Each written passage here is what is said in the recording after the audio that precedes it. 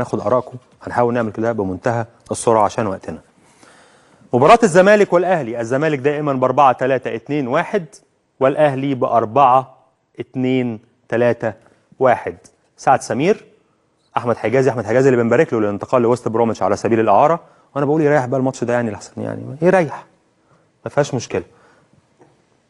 وليد سليمان، فين اين انت معلول؟ هذا هو علي معلول. احمد فتحي باك رايت، حسام عاشور، عمرو السوليه، وليد سليمان بعتقد هو اللي هيبدا وينج رايت، مؤمن زكريا وينج ليفت، عبد الله السعيد في القلب تحت جونيور اجاييه. في مقابل الزمالك ناصف، ونش، علي جبر، حسني، طارق حامد. اتمنى ان طارق حامد يكون جاهز للمباراه. صلاح ريكو، اتمنى ان صلاح ريكو يكون جاهز للمباراه. معروف يوسف، شيكابالا، اعتقد باسم مرسي، وستانلي وهاوتشي. طبعا مش هنقدر نتكلم بقى عن كل حاجه ليها علاقه بالماتش، لكن هنحاول ننشن كده على شويه حاجات مهمه جدا. اولا، مين اللي هيلعب هنا، صالح ولا عبد الله؟ ده سؤال مهم، السؤال اللي بيتلوه على طول. صالح لو طارق حامد موجود، فطارق حامد هيبقى نص الماتش بالنسبه له هو عبد الله او صالح، ايا كان مين اللي موجود هنا، فنص الماتش بالنسبه لعبد الله، بالنسبه لطارق هو عبد الله او صالح. ليه؟ لان الاهلي مميز قوي في الحته دي، المساحه بين نص الملعب والدفاع. وعلى العكس الزمالك عنده مشكله كبيره في الحته دي، لان دايما نص الملعب بيبقى سايب مساحه مش قليله ابدا ابدا بينه وبين الدفاع، اللي دايما لو نفتكر مباراه اهلي طرابلس، الانطلاقه اللي حصل منها الجون الاول كانت فين؟ كانت في المساحه دي بين نص الملعب والدفاع، اللي هي اتلعبت لمؤيد اللافي، اخذ منها ضربه جزاء من الونش. فدايما في هنا عند الزمالك مشكله، وفي هنا عند الاهلي لعيب خطير، ان كان عبد الله او صالح. تسالني اتمنى مين يلعب، عبد الله ولا صالح؟ اقول لك اتمنى الاثنين ما يلعبوش بصراحه، شوفوا حد ثالث يلعب في الماتش ده.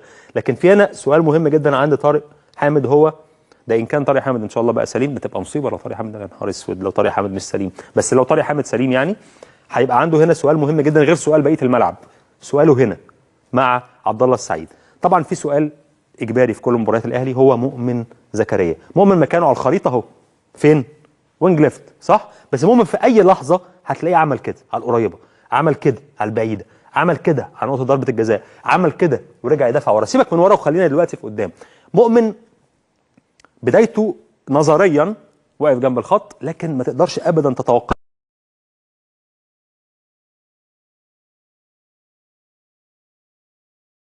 حسني علي جبر، لازم يبقى في اتفاق ما بينهم. لعيب الوينج لما يسيب مكانه ويدخل جوه، مين اللي هيستلم؟ مين اللي هيستلم؟ هل ريكو اللي هيكمل معاه؟ ولا حسني اللي هيدخل معاه وريكو يبقى هو باك رايت؟ ولا هيسيبوه لعلي جبر بما انه دخل الستة ياردة؟ ده سؤال محتاج اجابه، ومؤمن دايما وجوده في الملعب بيطرح تماما السؤال ده، بيطرحه دائما دائما دائما السؤال ده. السؤال الثالث، هل شيكا هيدخل لجوه اكتر بدل ما هو ماسك الخط كده ويفتح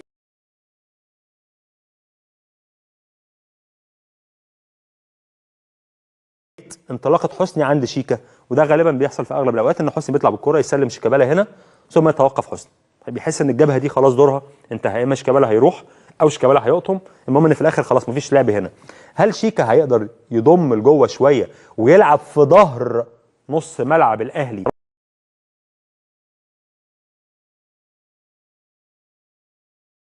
هل شيكا ممكن يقدر هنا يلعب في نص الملعب هنا في المساحه بين نص الملعب والدفاع ويسمح لحسني انه ينطلق ويكون خطير؟ ده سؤال تاني. في سؤال بقى طبعا دايما مفاجئ ومحدش يقدر يتوقعه، باسم مرسي.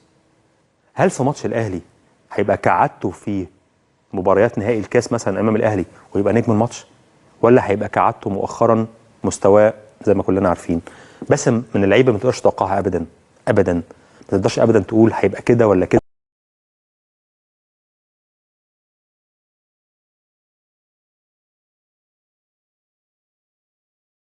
14 انذار، خد منهم انذار واحد بس، فدايما كابتن محمد فاروق حس بتأنيب الضمير، قام مدي توفيق انذار، فتوفيق هنغيب عن المباراه بما انهم اخوات يعني، فهيغيب عن المباراه، فهيلعب غالبا صلاح ريكو، ودونجا مصاب، وطارق حامد مصاب، وايمن حفني مصاب، ومحمد ابراهيم مصاب، انا غالبا هطلع من الماتش ده مصاب. صلاح ريكو هنا ريسك بشكل ما، ممكن يقدم مباراه يقدم نفسه تماما لجمهور الزمالك، بس هو ريسك بشكل ما. سؤال تاني هنا، هل وليد سليمان هيقدر يضحك على محمد ناصر في ضربة جزاء؟ وليد سليمان اكتر حاجة هو مميز قوي فيها يضحك عليك في فاول او ضربه جزاء، فاول او ضربه جزاء. هنا طبعا يعني حجازي سعد دفاع يعني دفاع قوي مستقر بيلعب من اول الموسم ما عندوش مشاكل. هنا في علي وفي الونش. نهدى شويه بقى كده ونش وناخد نفس، ان ونش بقى له فتره بيتهور جدا جدا جدا. غالبا هو بيتغدى عند احمد توفيق، يعني بيتغدى مع عائله توفيق. في هنا في اندفاع شديد جدا، والاندفاع دايما ادى الى لقطات عليه من عبد الله او من اجاييه، ولا هيبقى ثابت مع علي جبر. في حاله ثبات الونش بيبقى قوي جدا هو علي جبر، في حاله اندفاعه الزايد بيبقى فيه مشاكل. ده ما اسموش تحليل الماتش، الماتش فيه اكتر من كده يتقال، لكن انا بحاول اعلم. يعني قدامنا سطر كبير، صفحه كبيره كده، انا بحاول اعلم بس تحت شويه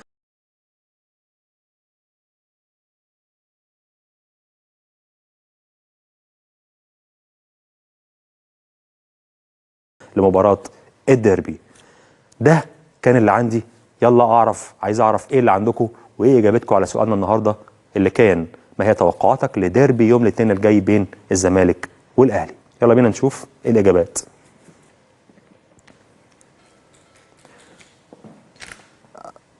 ما هي توقعاتك لمباراة الديربي بين الزمالك والاهلي؟ سمر سامي 3-1 للزمالك ان شاء الله. سمر متفائل. محمد كاتونجا فوز الاهلي 2-0، الاهداف لمؤمن واجاييه، لا وحاطط لي ورده كمان. ماشي يا محمد. مصطفى محمد ان شاء الله 3-1 للزمالك، وتحياتي ليك يا عفيفي على مجهودك الرائع، اشكرك جدا.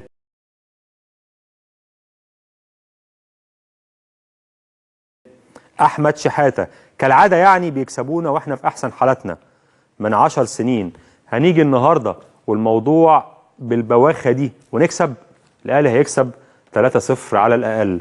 احمد شحاته يعني كان ناقص يطلع مسدس ويضربني بالرصاص وانا واقف. متشائم جدا احمد شحاته، لكن هنشوف. احمد شيكا بالنسبه للزمالك النزاعات الداخليه اللي فيه بتهد في اللعيبه، وده بيكون ليه اثر رجعي ليوم ماتش القمه، لكن اتوقع ظهور الزمالك بشكل جيد. الماتش هيخلص تعادل 1-1 على الاقل، او فوز الزمالك 2-1 بعد مسلسل من الدراما في قلب الملعب.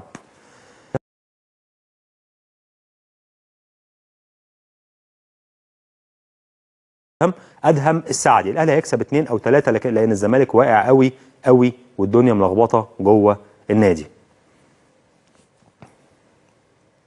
نور سماء الله لو في الكاس كنا كسبنا، اتوقع التعادل واتمنى فوز الزمالك.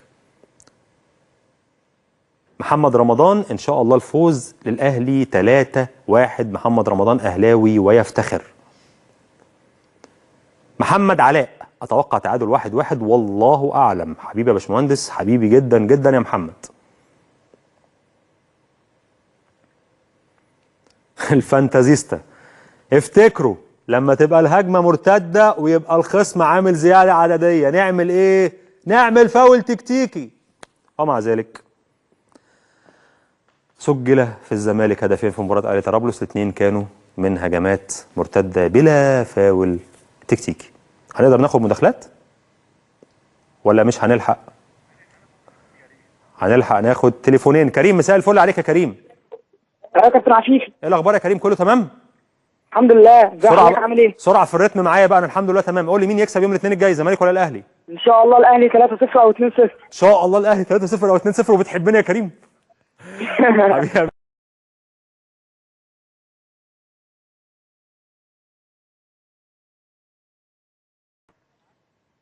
عمر اسامه مساء الفل يا اسامه. ايوه يا فندم. ايه الاخبار؟ كله تمام؟ الحمد لله تمام. قول لي بقى مين يكسب الاثنين الجاي، الزمالك ولا الاهلي؟ ان شاء الله توقعاتنا ان شاء الله باذن الله الزمالك يعمل ماتش كويس باذن الله نكسب 2-0. 2-0 للزمالك. اشكرك جدا جدا يا اسامه. مين تاني معانا بسرعه عشان نلحق بسرعه بسرعه بسرعه بسرعه بسرعه؟ محمد مساء الفل يا محمد. مساء الفل يا باشمهندس. ايه الاخبار؟ كله تمام يا محمد؟ كله تمام الحمد لله. توقعاتك ايه المباراه الاثنين الجاي ان شاء الله؟ للاسف اتوقع فوز الاهلي.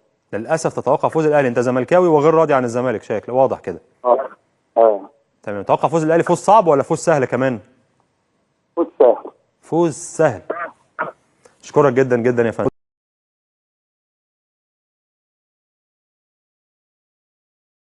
توقعاتك يوم الاثنين الجاي مين يكسب، الزمالك ولا الاهلي؟ 3-1 للاهلي. 3-1 للاهلي. مين يجيب لي جوان طيب كده بسرعه بقى؟ مؤمن وعبد الله. ايوه صالح. مؤمن وعبد الله وصالح. صالح يبدا اساسي ولا عبد الله يبدا اساسي ولا الاثنين هيلعبوا مع بعض؟ انا بتمنى ان صالح هو اللي يبدا اساسي، لكن بدري معقد الدنيا خالص. مش معقد الدنيا ولا حاجه، ما هو بيلعب عبد الله السعيد برضه اللي هو لاعب مميز